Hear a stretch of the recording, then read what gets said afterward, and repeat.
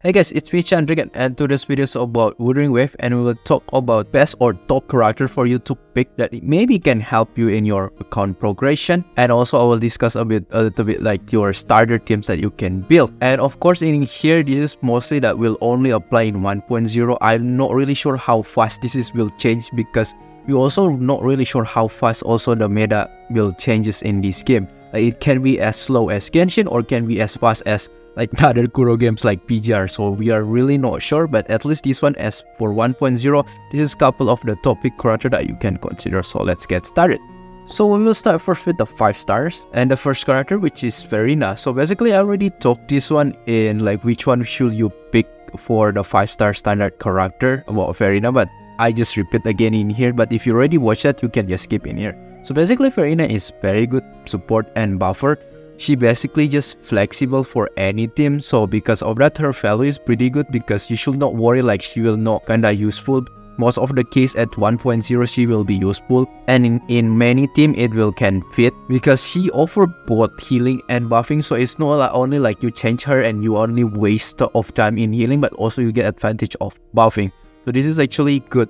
However, I want to give you notes is that if you're really good playing this game, like basically can dodge, no hit run, something like that, then getting Verina probably will not super that advantage, or at least will not like contribute that much. Because if you're really good at dodging, that means you can even stay on one single character and without like have to lose your DPS changing to healer, right? So you can just stay, let's say, dungeon all the time, or maybe Gian all the time, and then yes, you maximize your DPS there. So yeah, just remind of that. But for the general player, usually Verina is still useful. Second character is Jilin. Jilin is basically very good support, especially if you want to play in Electro or Lightnings. Basically, she performed very well in here, because she basically offered 2 different buffs, buffing Electro damage and also buffing the Resonance Liberation or ultimate damage itself. So even then you decide to not using the Electro tip, she still can be useful for the ultimate damage increase. But of course, if you want to be optimal, doing in Electro. And because she has these 2 buff, also it makes like she also become one of the very versatile unit. Other than that, she can work as a sub DPS, because the way that her charge attack can work, it has applied DOT too, and also her ultimate also pretty strong. And that's because of that she can work as a quick swap type of sub DPS, something like that. So at current state, at least Jilin is at least one of the very good character for you to get. She doesn't really have any downside right now, because we still don't know who will power creep her. However, I want to give you a reminder that Jilin is not pure on-field DPS. So for sure in the future, if there's a limited Electro like DPS, it will of course will make it better than Jilin, because the way that she works is not main field DPS. So if you really want to aim like on-field DPS, then of course Jilin is not the case. Other than that, if you want to make Jilin work the best, of course you need Electro DPS, and right now we only have Kalkaro, so that's unfortunate. And Kalkaro is 5 stars, so quite like demanding, so kinda make it like, so her best team is basically quite expensive as for right now, because require Kalkaro. The next character is Jian. Jian is basically another like main DPS. If you're looking for main DPS, she's one of the good choice in here. And he is very shining in Tower Adversity or any modes that involve in AoE or like multiple enemies, because the way ultimate also work is cover a big wide of range. So it's very good, the mode, let's say like Tower Adversity, the one that have like multiple enemy, that he will shine in there. Of course in hologram maybe not like the best of the choice, but he's still also very solid there, just because of course he's limited. So he's basically or not still making into one of the best character for you to choose as a 5-star.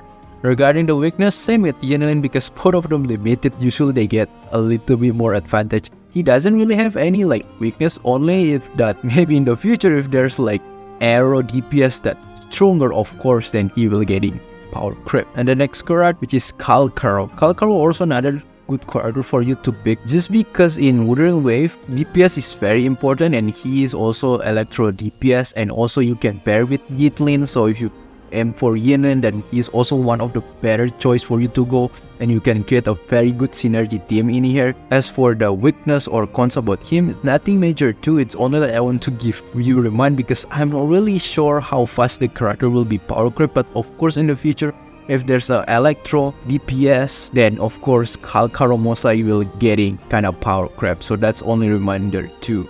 And there's 2 honorable mention, but this is mostly working as a starter, so not even like build last for one whole full 1.0 patch, but at least as a starting, I think they still also pretty good, which is first one is Genshin. Genshin is pretty much good all-rounder, and as for starting character, I think getting all-rounder is actually very useful because usually when you start in the game, you don't have so much character, right? Then if you have the character that can do anything, basically it will help you to progress quite faster because Genshin basically can become DPS, tank, buffer, and even healer in the same time. So it's very good for your early beginner like progression.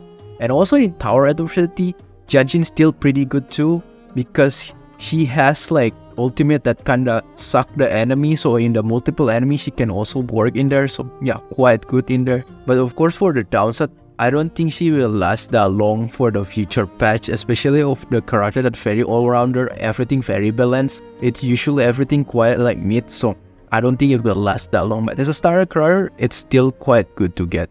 Another that is Anchor. I think Anchor also still very good for you to choose as a starter just because she is, I can say, a safe choice because basically she can deal damage, she can work as a half-life oil fielder from the outro skill, so basically she can work as a like sub DPS or main DPS, especially if you don't have that much like character yet. She just can become like the free slot in your team that you can just put in there as another like secondary DPS, and I think it's quite good. For the downside, I think just same also with Genshin because she also standard, and with the type of character that dealing damage like this, usually it's quite prone for them to have a better DPS in the future, so her chances to getting replaced is quite high.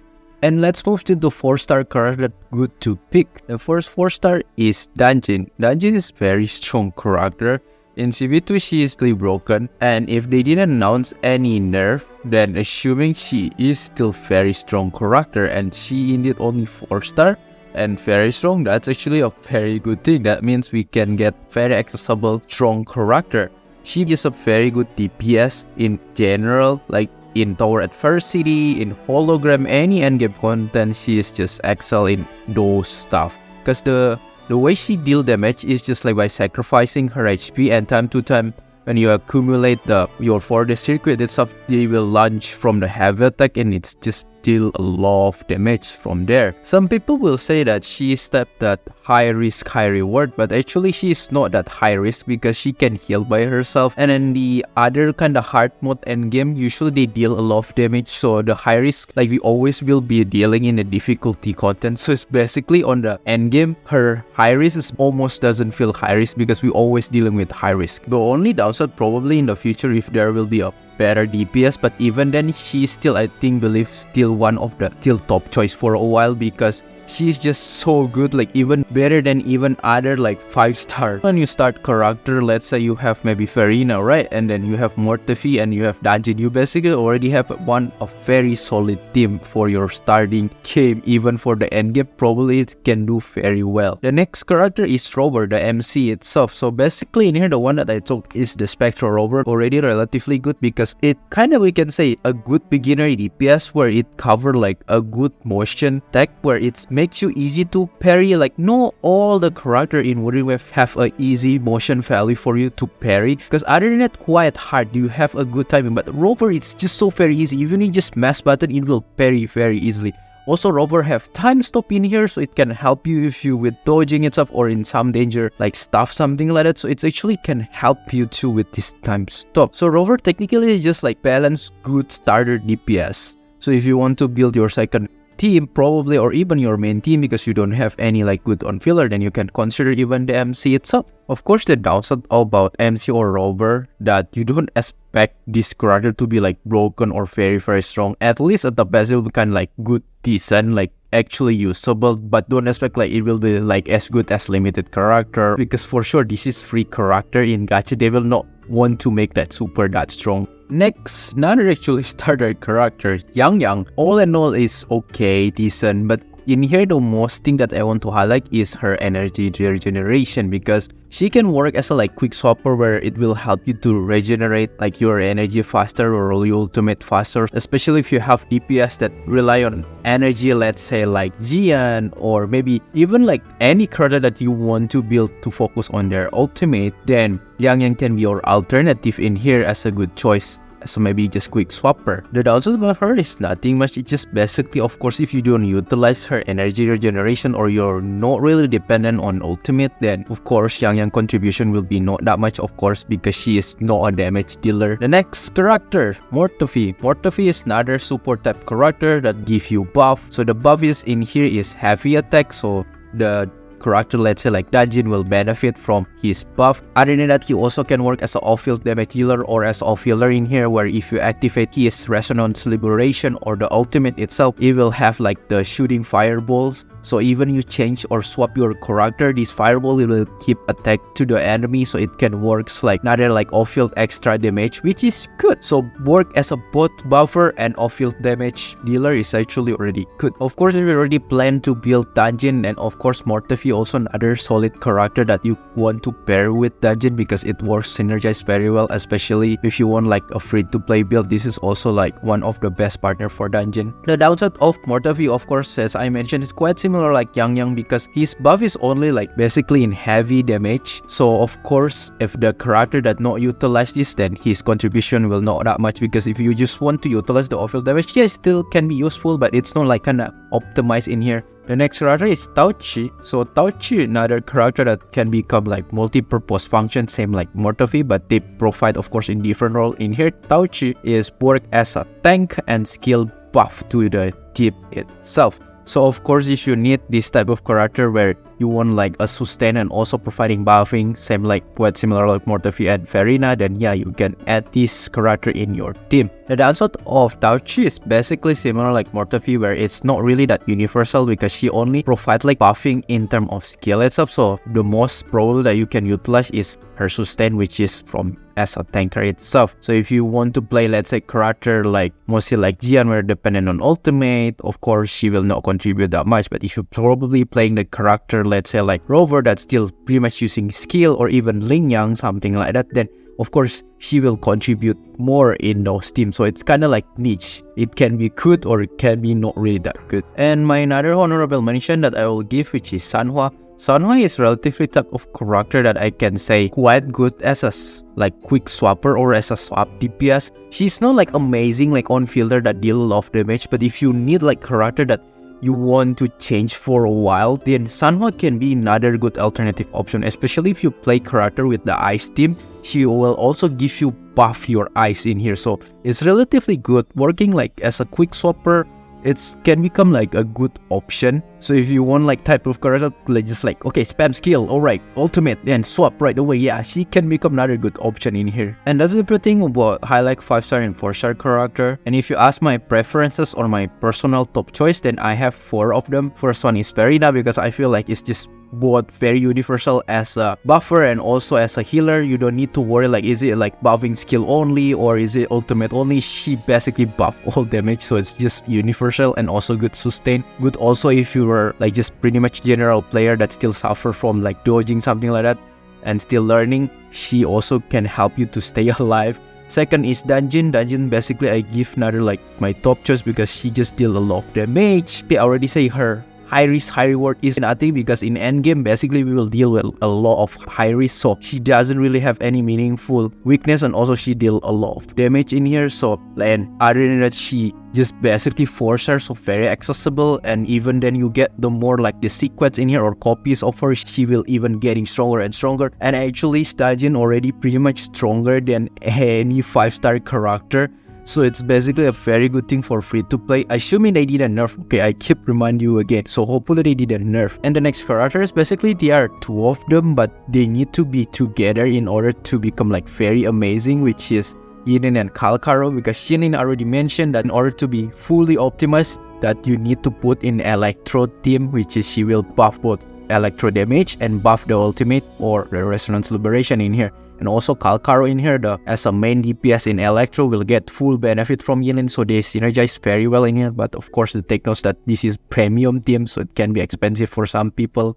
So yeah, my topic is Farina, Dungeon, Yinlin, and Kalkro. And let's move to the team section. And take those. This team is not like will last like very long. Probably I believe it's only like 1.0. I'm not really sure. I told you before like how fast this game will meta changing, something like that. So this one at least like couple of like the starting point team that you can build. The first team that I will start, which is the premium team, I already keep mentioning, which is Farina as a sustain in here, Kalkaro as a main DPS, and Yinlin as a sub DPS in here, and buffer for Kalkaro itself. And the next one, this is the team that I think very good for free to play, mostly very accessible and actually relatively solid, which is Dungeon, Mortefi, and any healer or sustain in here you want to put like Baiji also can. But of course the best one will be Farina in here, but any sustain will work actually. So how this team will work is just very simple. Everything is Dungeon carry. Mortefi just give buff to the Dungeon itself from the heavy damage bonus and also from the his off-field damage from the fireball itself. And your healer itself is actually even if you of course have Farina, it will give you buff damage, and also if you have the healer set, it will give you more even buff. But even then Baiji, if you put the healer set, it also will help, not just like healing you to keep alive, but also will provide some buff too to your Dungeon. So basically in here, Dungeon just carry and cooking in here. The type of team that we can try, which is Jian, Mortefi, or Yang, depend on your purpose. Later I will explain. And the last one, any sustain or healer, tanker, something like that. You can use maybe like Genshin, but of course the best one is Farina, but I already keep mentioning, so that's why I just want to give Genshin in here opportunity. So how this team works is just very simple. Jian as a hyper carry in here. So if you decide to choose Yang in here, so that means you will can generate